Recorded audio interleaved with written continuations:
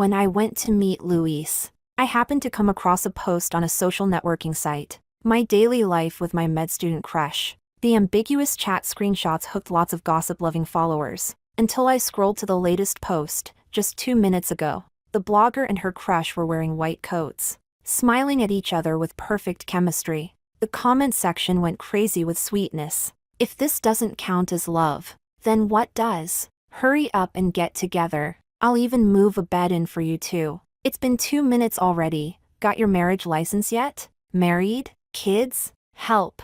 Why is this so sweet? God, please bless me with a doctor boyfriend. But that face, one I'd recognize even if it turned to ashes. Who else could it be but Luis? I calmly saved every single post. The day I left, Luis asked me, "How long is my little girlfriend going away this time?" He thought I was going abroad for a concert tour again. This time, I didn't reply to him. If affection splits into two paths, then from this moment on, spring and autumn shall no longer touch. Neither wind nor moon shall have anything to do with us anymore. Chapter 1. One hand dragging my suitcase, the other holding a basketball. It had the signature of Luis's favorite player. The poster's location was this very private kitchen restaurant, conveniently right next to the hospital where Luis was doing his internship. Mealtime had long passed, leaving only 2 or 3 private rooms occupied. Aw, don't tease me like that. Luis and I are really just good friends. A soft, sweet female voice came from not far away, tinged with a shy confusion. Her mouth said don't joke, but her tone was extremely flirtatious. The people there all seemed to know exactly what was going on and began coaxing them. "Oh, please. Everyone knows. Those times you messed up night shift duty, weren't you always sent to Luis for cleanup?" "Exactly. People from other departments are all gossiping about you too. Fortune favors the brave in love, Luna. Stop hesitating. Luis is in high demand." But I remember Dr. Luis already has a girlfriend, right? I bit my lip instinctively, and for a brief moment, I actually believed the person being asked would deny it immediately.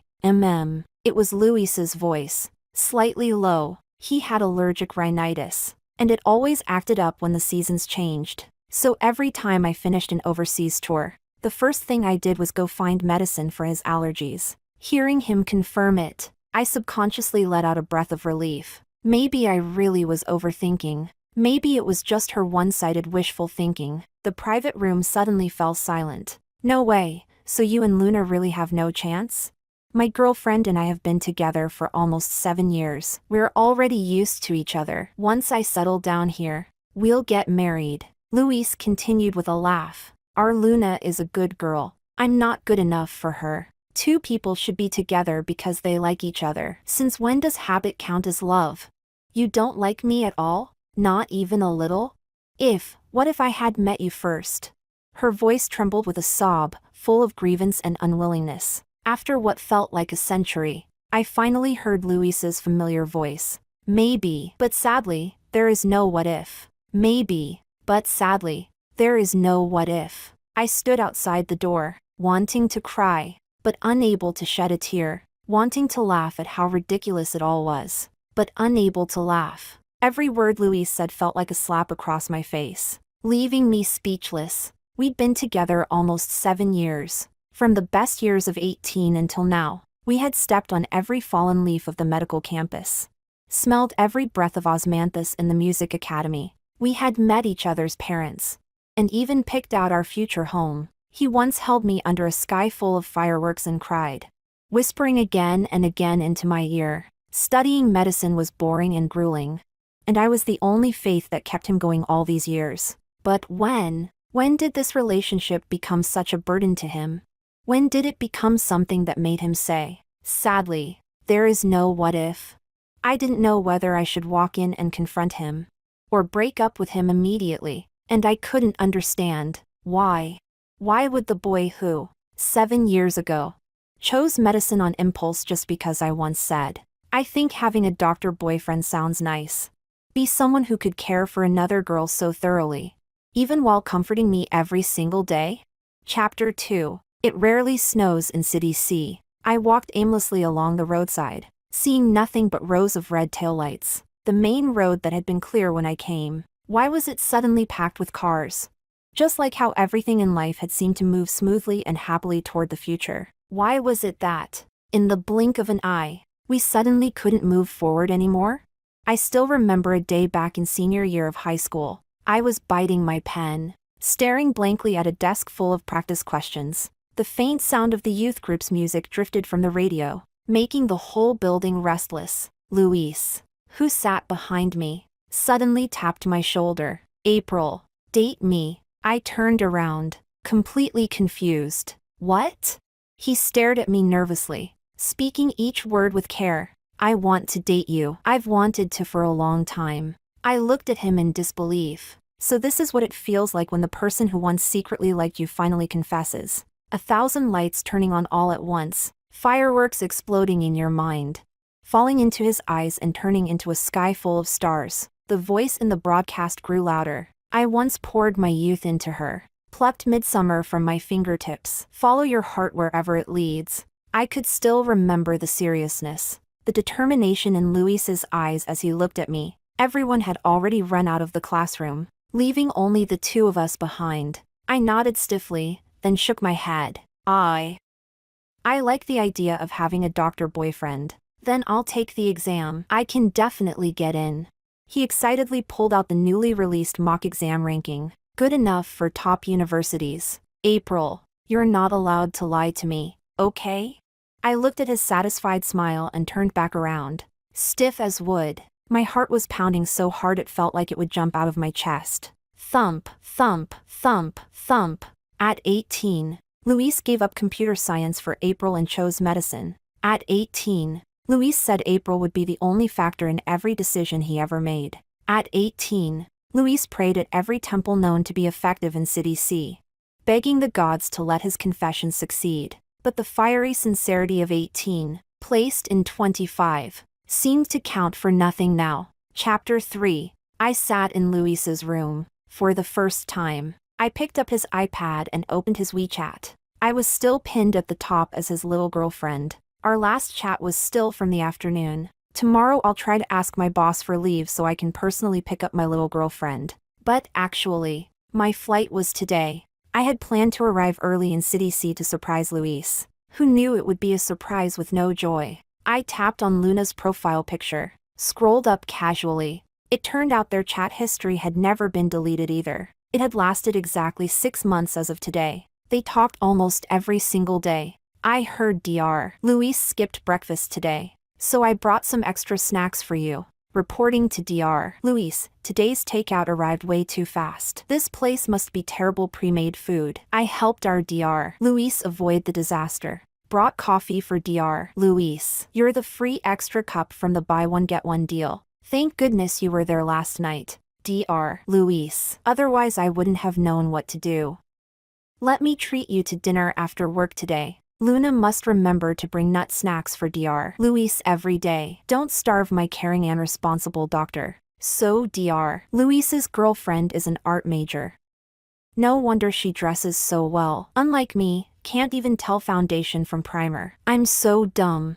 From his initial refusals, to replying occasionally, to eventually answering her every message. The birthday gift he prepared for me, he bought the exact same one for her. All the places he'd taken me to eat, he had taken her there too. He always refused to check scans or reports for others on their phones, except for me and Luna. Even the PDD one-tap bargain, something he always scoffed at. He would do it for Luna because she pouted a little. They would talk at midnight about difficult patients, about gossip from other departments, and they had countless inside joke stickers I couldn't understand at all. Scrolling and scrolling, my hands stopped on a day in mid-September. I was performing in New York with my mentor then. I had a high fever and ended up hospitalized. Luis stayed up all night with me despite the time difference. But that very same night, he also stayed up with that girl, Dr. Luis. I just had a nightmare. I can't fall asleep. Are you sleeping?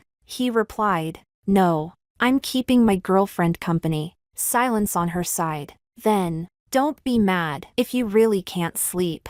I can chat with you for a bit. At that moment, my tears dripped onto the screen one after another. Wipe as I might, I couldn't wipe them all away. That obedient, coaxing little sticker he sent her, I had never even seen it before. My unnatural calm completely collapsed. The person you thought had boundaries, self-control, and a sense of responsibility, his heart had already long begun to drift away. Chapter 4. Luna's profile suddenly jumped to just below mine. Dr. Luis.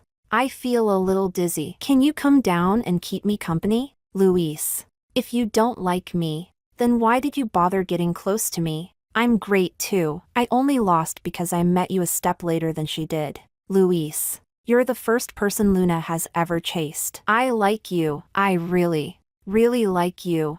Stay with me for a bit. Just a bit. I won't bother you anymore after this. 3 minutes later. Okay. Luis said okay. I calmly took out my phone and opened a video call. It was cut off instantly. He typed quickly. My boss is still tormenting me. I'll head back to my little girlfriend later. Back? Was there even a back to go to?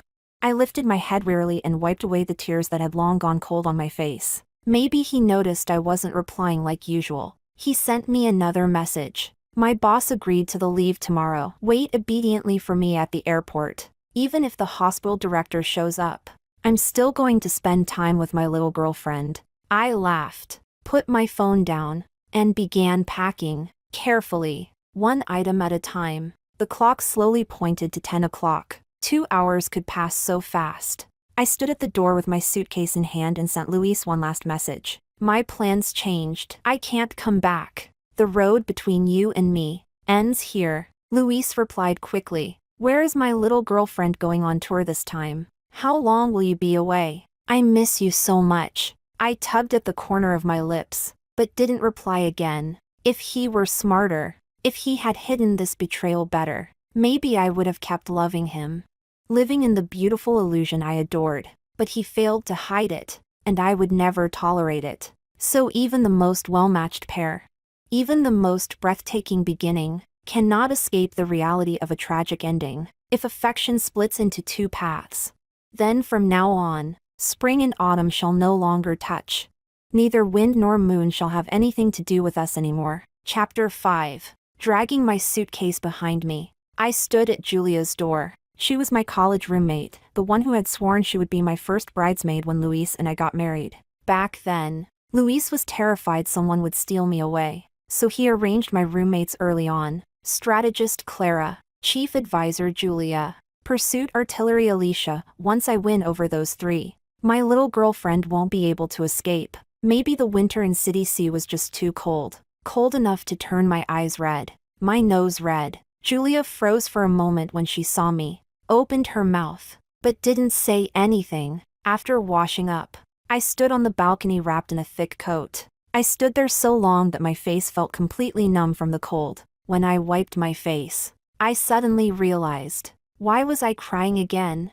I wasn't the one who did anything wrong. Julia walked over, trying to sound relaxed. Her gaze landed on a flower pot not far away. Is your camellia still alive? I tugged at the corner of my lips. I think it already withered. Even I didn't know on which sunny, peaceful day it had quietly died. It used to be my favorite flower. At my high school graduation ceremony, a nervous teenage boy held out a bouquet of camellias, looking at me helplessly. The golden admissions letter in his hand shone just as brightly as he did. He said, April. I got in.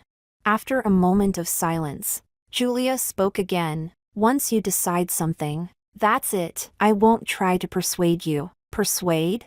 Persuade me to reconcile?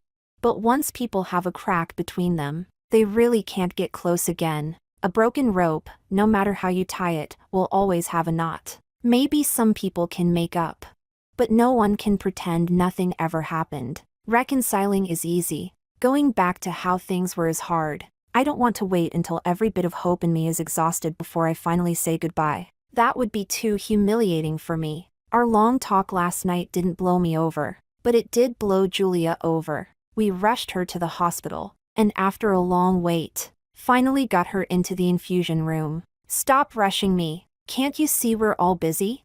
The nurse looked young, but her temper definitely wasn't. People always say, the worse the attitude in a hospital, the better the medical skills. I nodded to show understanding and said gently, I'm sorry. My friend's feeling unwell. Thank you. In reality, when I went to find Julia, she had just been watching some astrology videos. The nurse felt around her arm for a while, stuck the needle in. Nothing, Julia hissed, frowning, suddenly more awake. Impatiently, the nurse switched to the other arm, her tone even worse. Your veins are that thin. Isn't it normal I can't get it in? Even the 3-year-old next door can handle it better than you. I couldn't help standing up. Julia gave me a look, signaling me to let it go. She didn't have the strength to argue right now. After 3 attempts, Julia finally got the 4 drip in properly. The nurse let out a cold snort and wordlessly collected the tourniquet. I stood up to adjust the drip speed, but then I realized the name on the 4 bag wasn't Julia's. Did they get the medication wrong? I quickly stopped another passing nurse to confirm it. Yes, the medication was wrong. Julia pushed herself upright, her voice hoarse. Get your supervisor here. I'm filing a complaint. Chapter 6. The nurse who came back was the same arrogant one from before. She glanced at the 4 bag and spoke irritably. Isn't she fine? She's standing perfectly well. Isn't she? I looked straight at her. What kind of attitude is that? Is this how a medical professional reacts after making such a serious mistake? Even though my parents raised me with the belief that harmony brings wealth, suffering is a blessing. Seeing her treat someone's body like it meant nothing, making a mistake yet acting righteous and unapologetic. If we let it go just like this, Julia might end up with more than 1 breast nodule. You've barely had the 4 in for a moment. We're already very busy. Stop giving us. Julia cut her off mid-rant, lifting her phone. Can't understand human language. Can you? Fine. I'll just call the mayor's hotline. The nurse froze visibly, biting her lip hard, her stubborn face tilted upward, still refusing to admit any fault. People nearby couldn't stand it anymore. This nurse's attitude is terrible. I just asked 1 extra question earlier and she refused to answer. My kid's been getting IVs these few days and refuses to let this nurse do it. If this hospital weren't close by, who would come here? And people still wonder why doctor-patient relationships are so tense. 1 rotten apple ruins the whole pot. Seeing more and more complaints piling up, a timid nurse quickly said, I'll go call Dr. Luis over. Dr. Luis? That's when I finally remembered. This was the hospital where Luis worked. We'd left the house in a hurry and told the driver to take us to the nearest hospital. So the Dr. Luis she mentioned. Less than half a minute later, hurried footsteps echoed from outside the infusion room. What happened? Luis walked in like he did this every day. And of course, he appeared right in front of me. He was wearing the white coat I used to love most on him.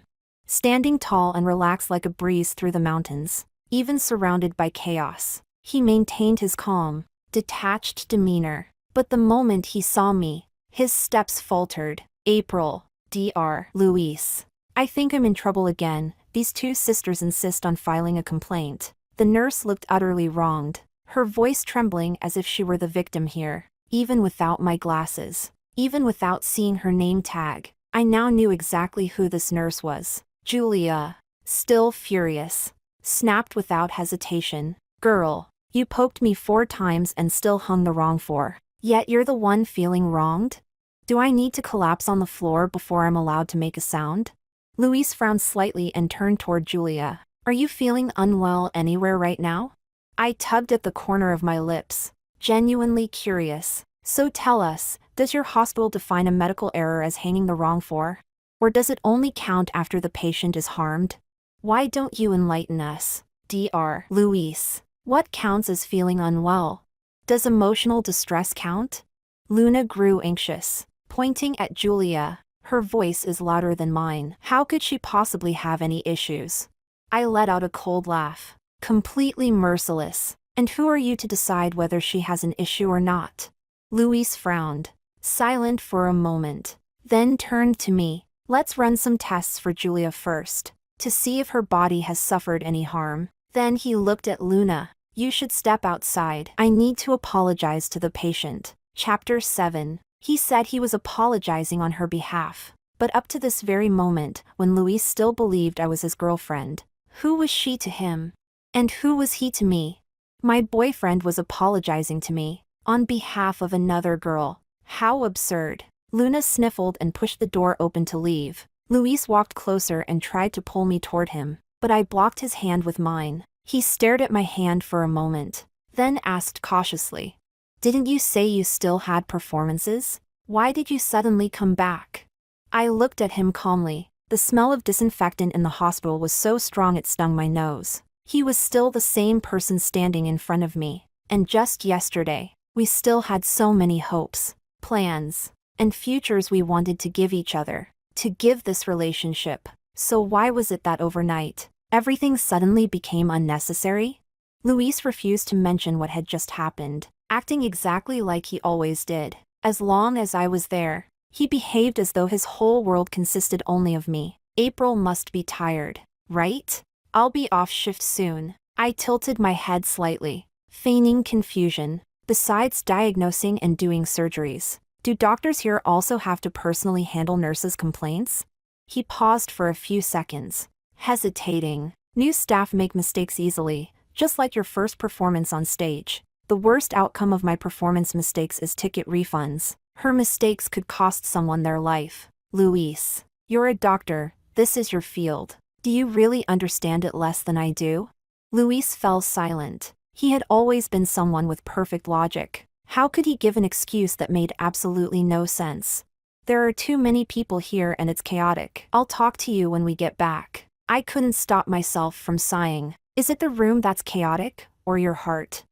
Suddenly, his phone rang. Luis's phone. The name, Luna, on the screen was painfully glaring. He frowned slightly and declined the call. A few seconds later, it rang again. A flicker of conflict crossed Luis's expression before he finally put the phone away. I'll go finish my shift handover first. We'll go back together later. I didn't say yes. I didn't say no. I just thought, forget it. In this relationship, Luis could no longer hold anything of mine, whether good or bad. He no longer deserved to. Chapter 8. I received Luna's messages while I was waiting at the airport. A photo popped up on my screen. She was leaning affectionately against Luis, smiling sweetly. "Sister, stop clinging to him. I'm more suitable for him than you are. Do you know we talk in the on-call room from midnight till morning? Do you know which sleeping positions he likes the most? Do you know how much pressure he's under? You can't stay by his side to take care of him, but don't stop someone else from taking care of him. Luna will never be the other woman. My dignity won't allow it. Did you see who he defended just now?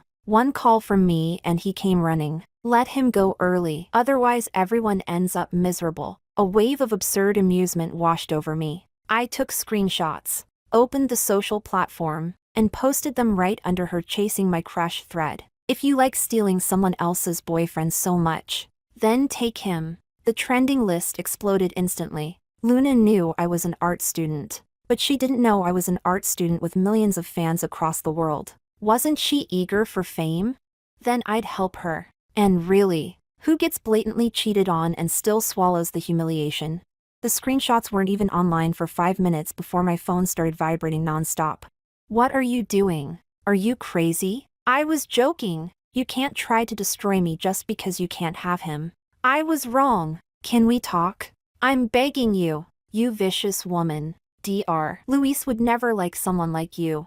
At the same time, Luis sent me a message. He clearly had no idea that everything had already blown up outside. My little girlfriend. Just wait for me another 5 minutes, okay? I'm almost done. Expressionless. I turned off my phone and stood up to enter the boarding gate. The funniest thing in the world is this. I already knew the truth. Yet he was still lying. Lying so sincerely. So deeply. I once told him that I hoped we could always be honest with each other. Even if he wavered. Even if he hesitated like today. He could have told me openly. Maybe we could have parted peacefully. But he chose not to tell the truth. Not to resist temptation.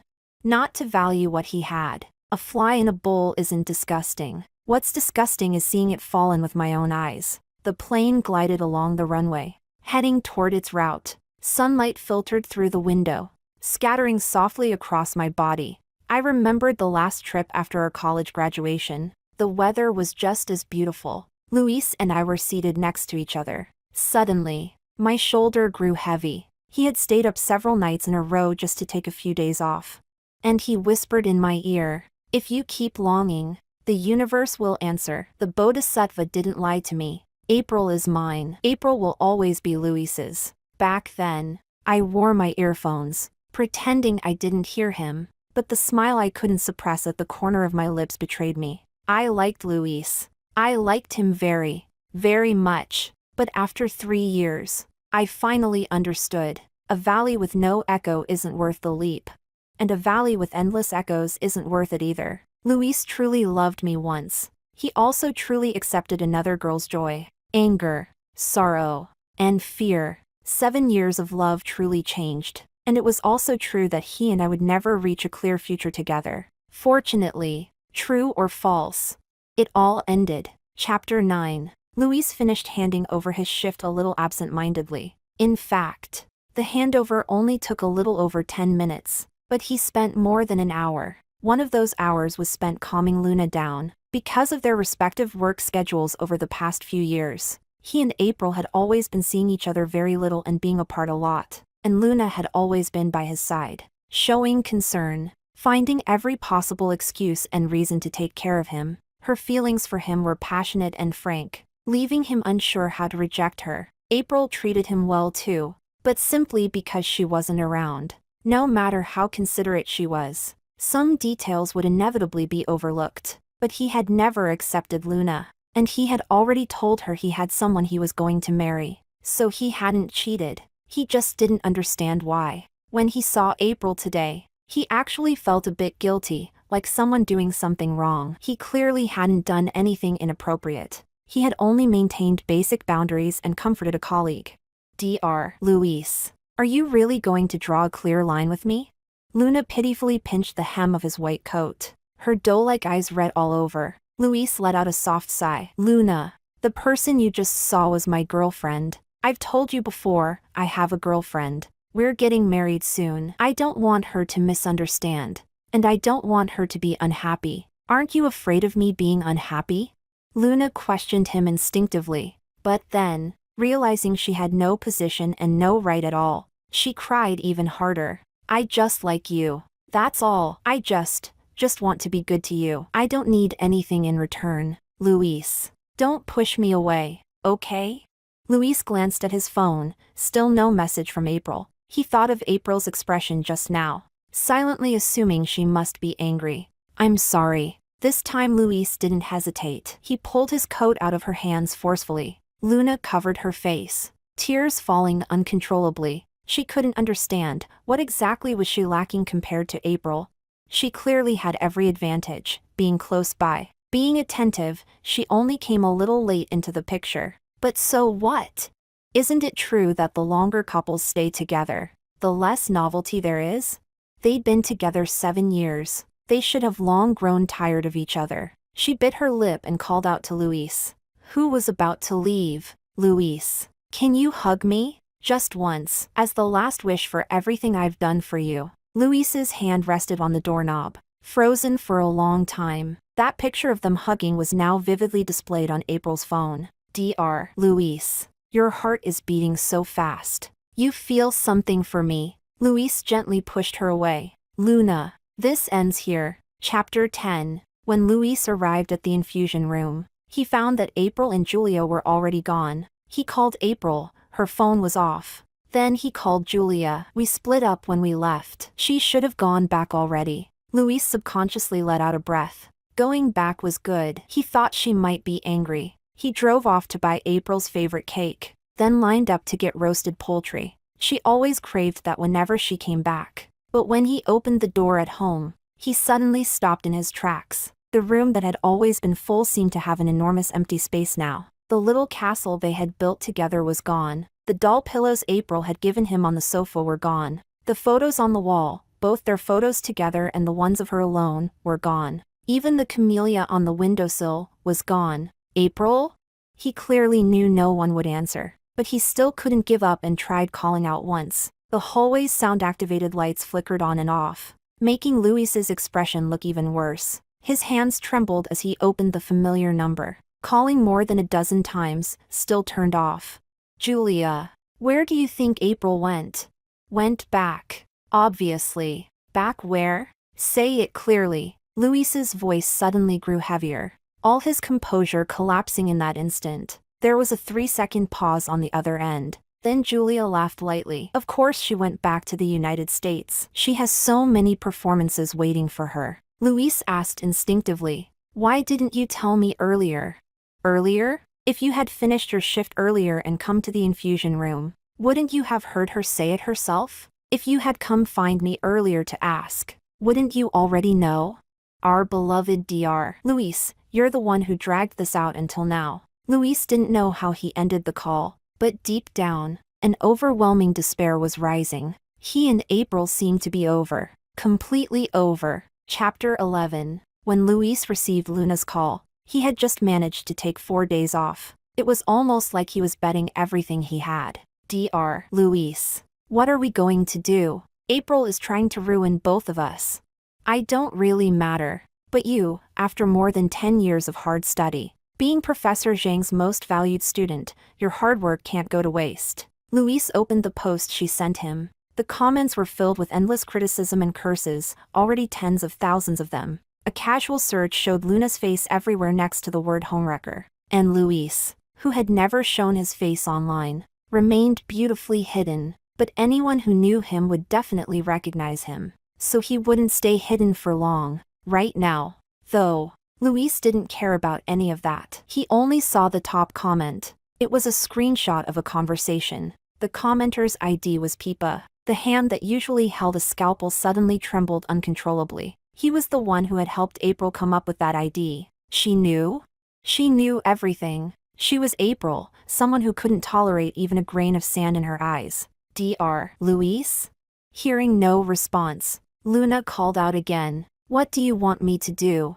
Luis's voice was terrifyingly calm. So calm it was chilling. What if we just say you two broke up long ago, and I was only pursuing you, and that now we're finally together? He shut his eyes tightly, painfully. No, April would never break up with me, and I will never break up with her. It was as if he didn't hear any of Luna's words, while repeating that they would never break up.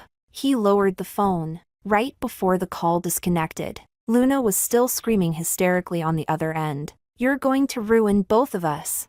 Luis, are you stupid? That bitch never loved you at all.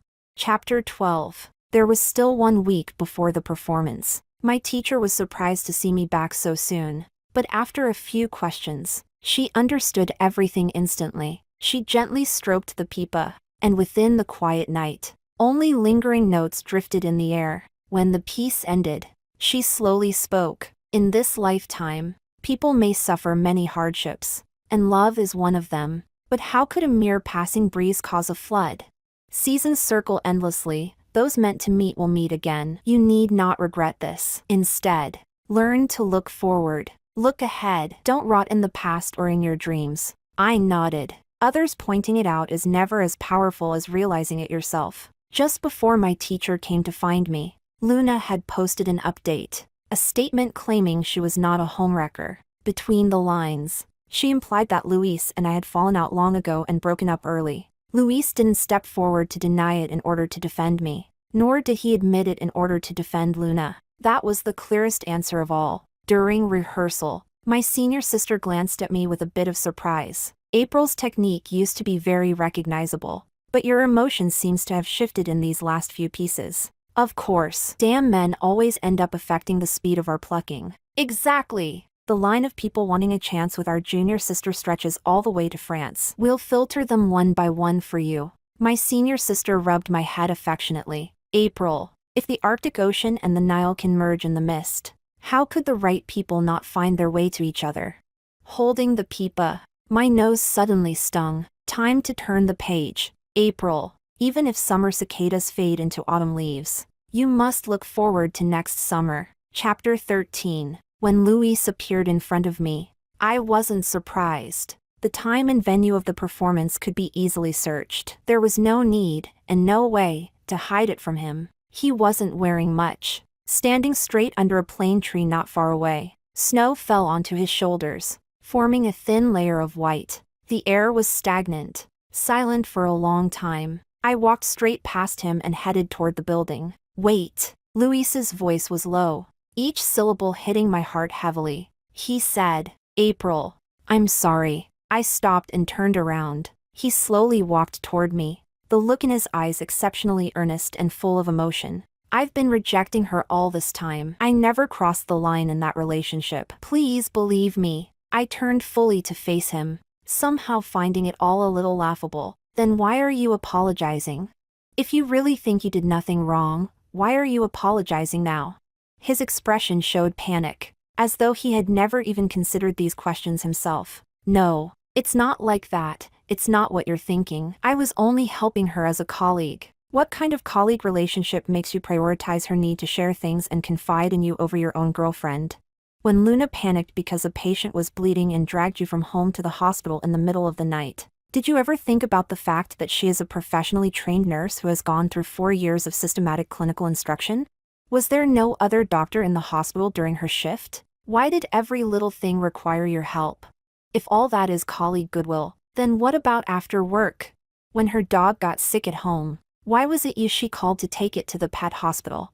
When I flipped through the chat logs on my tablet, I had matched every timestamp clearly and calmly. The moment he and Luna took the dog to the pet hospital, I was standing outside Luis's university, waiting for him. I had sent him a message, Luis. It suddenly started raining outside, and Luna's message came only half a minute after mine. She wrote, "Thank you, Dr. Luis, for going to the pet hospital with me. I'm treating you to dinner this weekend. You're not allowed to reject me this time." That was when I realized the saddest part wasn't the rainy day. It was that I was the one hiding under a roof alone, waiting for my boyfriend, who was with another girl. Luis completely panicked now, his eyes red as he explained. "It's because we've been apart so much, you don't feel secure anymore. I was just helping her because she's a girl on her own dealing with trouble outside." He didn't understand what I meant. He even turned it around and blamed my lack of trust and insecurity. I tried hard to hold myself together, but my voice still carried a tremor as I asked, "Luis, have I never faced problems I couldn't solve? Do you think I don't have colleagues who share my interests and goals? Do you think I've faced less temptation than you?" Every time I encountered something too difficult to handle, the first person I told was Luis, then my teacher, then my senior sisters. When I was locked out of my apartment, I found a locksmith myself. When I was robbed outside the supermarket, I hid and called the police myself. Even during power outages on rainy days, something I fear the most, I curled under my blanket and comforted myself alone. If I can handle these things on my own, why can't you? And if you can't, is it really because of the colleague relationship you keep talking about? By the time I finished, I didn't know when the snow had stopped. It felt like everything had fallen into silence. Luis's eyes were frighteningly red. Amid my relentless questions, he grabbed my hands in panic, as if I would vanish in the next second. "No, April, I know I was wrong. I really know I was wrong. I'm sorry. I'll change. I swear I'll change." I forcefully pulled my hands away. Wrong is wrong. Why bother saying sorry? Change? There's no need. You're not a child. Couldn't you tell right from wrong when you chose to act? When love is deep, behavior is naturally disciplined. I don't need ambiguous affection. Rather than holding up a broken umbrella, I'd rather walk in the rain. Chapter 14. In the days that followed, Luis trailed behind me every single day. On the bus, in the subway, outside the rehearsal room, in restaurants. He seemed to be trying very, very hard to win me back. Whenever I closed the door, he would stand alone outside, quiet, solitary. Only after all the lights in my room went dark would he walk back to his hotel alone. But we both knew, deep down, this relationship was never going back. Even if he knew he was wrong, even if he knelt in front of me begging, I didn't think I could feel sorry for him even for 1 second. The day the hospital forced him to return to work, he waited for me outside my door the entire night. At dawn, when I opened the door, he abruptly lifted his head. He was holding the breakfast he had bought for me, steam rising from it. He cried. It was the first time I had ever seen Luis cry. Tears streamed down his face as he pleaded, "Can you give me one more chance? Don't sentence me like this." I pulled a tissue from my bag and placed it in his hand. My tone was calmer than ever. "I already gave it to you, Luis, the last time I saw you at the hospital. While I was with Julia getting her infusion, you had come back to give me an explanation. Or if, on my way to the airport, when the sudden snowstorm trapped me on the road for so long, you had rushed to the airport to talk me into staying. Maybe we could have tried to talk through everything. Maybe I would have hesitated for the sake of our 7 years. For the 18-year-old version of you I once loved. But unfortunately, you didn't show up. Your so-called shift handover took almost 2 hours. In those 2 hours, you even managed to comfort Luna, who was inconsolably upset. And yet the only person you forgot was me. I used to feel gloomy because Luis and I often lived in different cities, separated by an entire country. But over these past few days, I suddenly understood something. When two hearts are no longer in the same place, even standing face to face, there is still an ocean and a mountain between them. As we brushed past each other, Luis's voice was so soft it almost disappeared into the dust. April, I wish I could go back to how we were at the beginning. All the days we can't return to have their reasons. Even if I could go back, even if I returned to the moment I first met you, I would turn around and walk away without hesitation. Chapter 15. By the time I returned to the country after the tour, it had been almost 5 months since Luis and I broke up.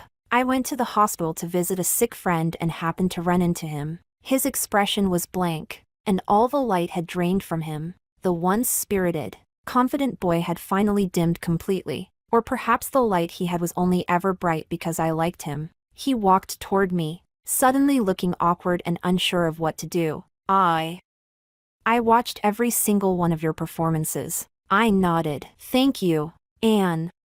Luna has already resigned. She and I cut him off. I'm not interested in any of that. If there's nothing else, I'll be going. Luis refused to give up and grabbed my arm tightly. We can start as friends. I'll start over and pursue you again, okay? I can spend another 3 years. 5 years, I don't mind. I looked at him calmly. What you and Luna said in the private room that night, I heard all of it. You said maybe, but unfortunately, there's no if. He suddenly lifted his head to look at me. The last bit of struggle in his eyes finally shattered. His whole body seemed hollow, like a walking corpse. As he slowly turned and walked toward his office, he could not possibly misunderstand what that sentence meant. Love has never been a multiple-choice question. Even if I were the one chosen in the end, I would still rather not be chosen like that. That afternoon, Julia asked me out for shopping. I happily did a full, gorgeous makeup look,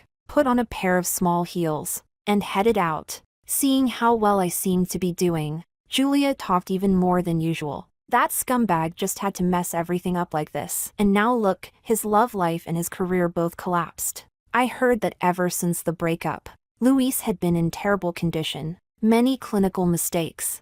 Zero focus on research. Someone else quickly replaced him. This world has never lacked excellent people, especially not in a top-tier hospital filled with talent. Julia clicked her tongue, shaking her head with a hint of pity. If he keeps going like this, even staying on staff will be hard. I bit into my ice cream, my tone light. That was his choice. Something seemed to occur to Julia suddenly, and she burst into laughter. And that Luna actually dared to provoke you. She must not know you have all the chat records. I pressed my lips together and shook my head with a small smile. She knew. She was just betting I wouldn't dare expose them. After Luis and I broke up, Luna had come to me once. The usual things, how I'd simply gotten lucky meeting Luis at the best time in my life, that I was just luckier than she was, and so on. But I can never explain to a girl who pours all her energy into chasing men. The reason I was loved was because I was good, because I was worth it,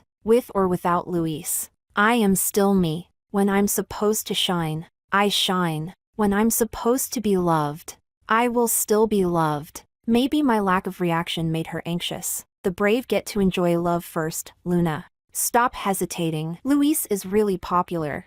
Things and not. She seemed to completely lose her mind, smearing me all over social media. She claimed I clung to Luis and refused to let go, even threatened self-harm to stop him from breaking up. She claimed I brought friends to the hospital just to make trouble for her, to force her into a dead corner. The drama-loving crowd only fanned the flames. It escalated until people were causing chaos on our orchestra's official website. They questioned my character. questioned my abilities, questioned whether the orchestra was failing to discipline its musicians. In response, I posted every chat record between her and Luis online. Not a single word omitted. Let others decide whether it was colleague friendship or quiet, steady boundary crossing. And people didn't just decide, they dug deeper. They discovered that Luna didn't even meet the qualifications to stay at the hospital and had never taken the recruitment exam. Following the trail, they found the person behind it all, a senior leader in the hospital. The same crowd causing trouble on our orchestra's site then flooded the hospital's official page, fiercely condemning them. Luna lost her job. Most of the hospital leadership was replaced, and Luis's situation in the hospital became even more difficult. Leaving again next month? At this rate, when will you find the right person? Julia looked at me with interest. I heard the line of people pursuing you stretches all the way to France. Not even one you like?